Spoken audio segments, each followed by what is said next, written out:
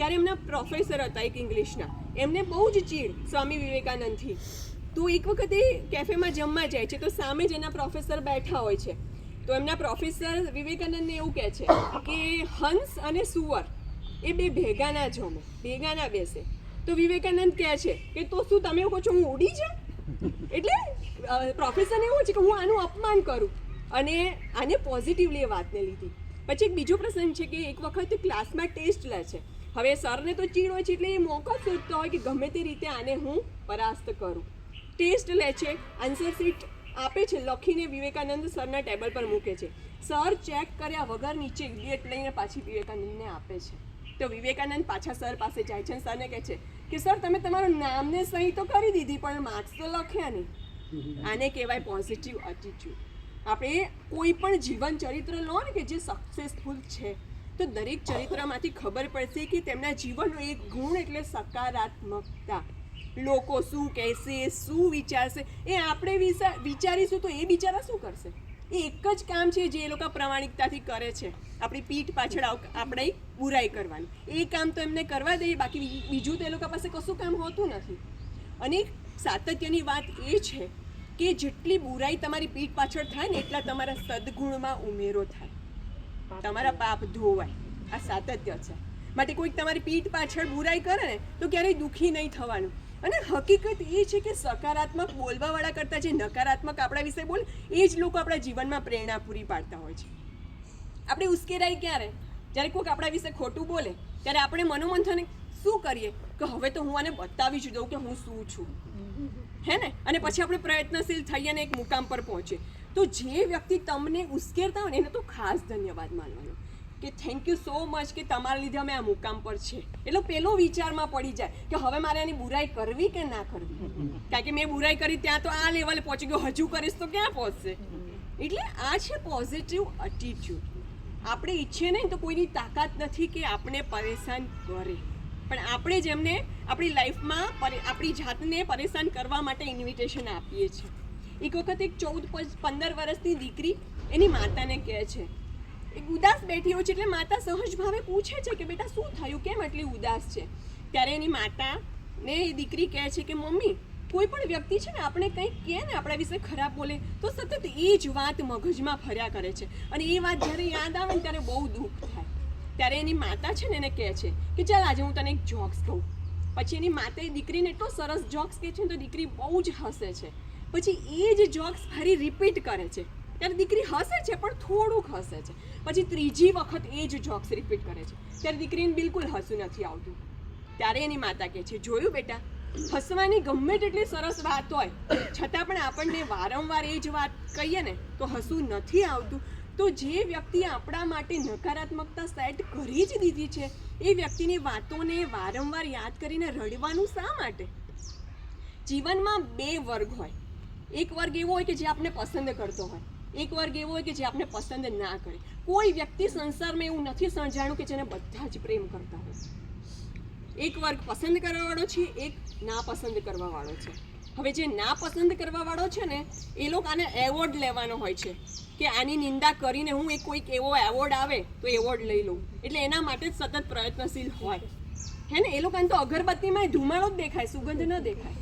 હવે આવા લોકોનો વિચાર મગજમાં સતત લઈને આપણે ધીરેથી ભટકી જઈએ છીએ. એના કરતાં બેટર છે કે જે લોકો પસંદ કરે છે આપણને એ લોકોની પસંદગીને આપણી એક્સપેક્ટેશન બનાવી. કારણ કે જે લોકો આપણે પસંદ કરે છે ને એમની આપણા પ્રત્યે એક્સપેક્ટેશન હોય, તો એ એક્સપેક્ટેશનને પરિપૂર્ણ કરીને એમને ખુશ કરી. ના કે જે લોકો નફરત કરે છે ને એમને તો તમે તમારા પોતાના ચામડાના ચપ્પલ પહેરવશો ને તો એ કહેશે અલા આ તો ખૂંચે છે પગમાં. તો આવા લોકો માટે આપણે શા માટે દુઃખી થવાનું? ભગવાન એ જ આપણને શ્રીમદ ભગવદ્ ગીતામાં સૂચવે છે.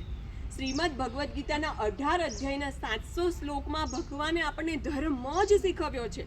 ધર્મ શું છે, ભક્તિ શું છે એનો સાચો મતલબ શીખવ્યો છે. આપણે એવું જ વિચારીએ કે ભક્તિ એટલે આખો દિવસ ભગવાનનું નામ લેવું. ખરા અર્થમાં ભક્તિ એ નથી. ભક્તિ એટલે શું? ધર્મ એટલે શું? કે તમે જે કાર્ય માટે આ સંસારમાં આવ્યા છો એ કાર્યને કોઈ પણ જાતના સ્વાર્થ વગર પરિપૂર્ણ કરો, એને કહેવાય ભક્તિ, તેને કહેવાય ધર્મ. હવે તમે નાના છો, શાળામાં ભણો છો ત્યારે તમારો ધર્મ શું છે? ભણવાનો. એક ધ્યેયથી ભણવું, કારણ કે તમારા માતા પિતા તમારી પાછળ જે ઇન્વેસ્ટમેન્ટ કરે છે એ ઇન્વેસ્ટમેન્ટ પર ખરા ઉતરવું. એ ખાલી પૈસાનું ઇન્વેસ્ટમેન્ટ નથી હોતું, એમના સપનાનું, એમની ઉમ્મીદનું ઇન્વેસ્ટમેન્ટ હોય છે. તો એ સમયે તમારો ધર્મ અને તમારો કર્મ છે કે તમારે ધ્યાનથી ભણવું. ત્યારબાદ આપણી આગલી એજ આવે કે જ્યારે તમે જોબ કરો છો, ધંધો કરો છો, ત્યારે તમારો ધર્મ શું છે કે તમારા પરિવારનું પાલન પોષણ કરવું. એ નિષ્ઠાથી કરો, કોઈની લીટી નાની કરીને નહીં. એક વખત એક શિક્ષક છે ને શાળામાં બોર્ડ ઉપર એક લીટી દોરે છે અને વિદ્યાર્થીઓને કહે છે કે હવે મને આ લીટીને નાની કરીને બતાવો. હવે બધા વિદ્યાર્થીઓ આવે છે, થોડીક થોડીક ભૂસે છે. હવે ટીચર એવું કહે છે કે ભૂસીને નહીં, એમને નાની કરીને બતાવો. પછી કોઈ વિદ્યાર્થી પાસે એનો જવાબ નથી હોતો. પછી વર્ગ શિક્ષક શું કરે છે, લીટીની ઉપર બીજી લીટી, મોટી લીટી દોરે છે, એટલે પેલી લીટી તો ઓટોમેટિક નાની થઈ ગઈ ને. બસ આ જ આપણે જીવનમાં કરવાનું છે. બીજાની લીટી નાની નથી કરવાની, આપણે આપણા પ્રયત્નથી આપણી લીટી એટલી મોટી કરવાની છે કે પેલાની લીટી નાની દેખાય. પણ જો બીજાની લીટી નાની કરવા રહીશું ને તો આપણી લીટી કોઈક આવીને ભૂસી જશે ને તો એ ખબર નહીં. એટલે હવે નક્કી આપણે કરવાનું છે કે આપણી લીટીને પ્રયત્નથી મોટી કરવાની છે કે ભૂસવાની છે. અને પછી આપણે રડતા રહીશું કે ભગવાને મારી સાથે આ શું કર્યું, કેવું કર્યું. તો એ ભગવાન કશું નથી કરતા, એ આપણા કર્મ જ છે. અને પછી આપણે કહીએ કે દેખ તેરે સંસાર કી હાલત ક્યાં હો ગઈ ભગવાન. ભગવાન તો કહેશે મેં તો સારો સંસાર બનાવ્યો, તો માણસ સારા બનાવ્યા હતા. તો મારે ગાવું જોઈએ કે દેખ મેરે સંસાર કી હાલત ક્યાં કર દી ઇન્સાન. હે, આપણે બધું જ પરિવર્તન કરી નાખ્યું. ભૌતિકવાદમાં પરિવર્તનમાં ભગવાનને જે મૂલ્ય આપે છે ને, મૂલ્યને પરિવર્તન કરી નાખ્યા. ભગવાને માણસ સર્જ્યો તો પ્રેમ કરવા માટે અને પૈસાને સર્જ્યાતા વાપરવા માટે. આપણે શું કર્યું, પૈસાને પ્રેમ કરવા લાગ્યા અને માણસને વાપરવા લાગ્યા. હે ને? અને કોઈ પણ માણસની, ભગવાને કીધું છે કે કોઈ પણ માણસની ભૂલ હોય ને તો જેની ભૂલ છે ને એકાંતમાં કહો. કારણ કે તમને જેનામાં સુધાર જોઈએ છે એને એકલામાં કહો ને. દુનિયામાં ઢંઢેરો પીટવાની શું જરૂર છે? અને જે માણસની વાત સારી લાગી છે ને એને દુનિયામાં કહો કે આ માણસમાં સારી બાબત છે. પણ આપણે શું કરતા થઈ ગયા કે કોઈ પણ માણસમાં સારી બાબત હોય ને એને એકલામાં કહીએ કે આ તો કહેતાય નથી, અને ખરાબ બાબત હોય ને તેનો ડંકો વગાડીએ. અને એટલે જ માણસ માણસથી દૂર થતો ગયો. હે ને? આપણે એક મસ્ત ગીત છે કે માનવ નડે છે માનવીને મોટો થયા પછી. ખરેખર આપણે જેટલા ગ્રહ નક્ષત્ર નથી નડતા ને એટલા નીચે પૃથ્વી પર ફરતા નમૂના જ બધા નડે છે. અને સાતત્ય છે. આપણે ગમે તેટલી પૂજા કરાવીશું ને ગ્રહ નક્ષત્ર શાંત કરવાની નહીં થાય જ્યાં સુધી અહીંયા નીચેના નમૂના સ્થિર નહીં થાય ને ત્યાં સુધી. અને સાતત્ય છે. એટલે આ મૂલ્યોને જીવનમાં ઉતારવા માટે આપણે રિજન કાર્યશીલ છે. ઘણાને પ્રશ્ન થાય છે કે નાની ઉંમરથી શા માટે શ્રીમદ ભગવદ્ ગીતાના મૂલ્યો શીખવવાના. તો એક એક્ઝામ્પલ આપું. એક છોડ છે,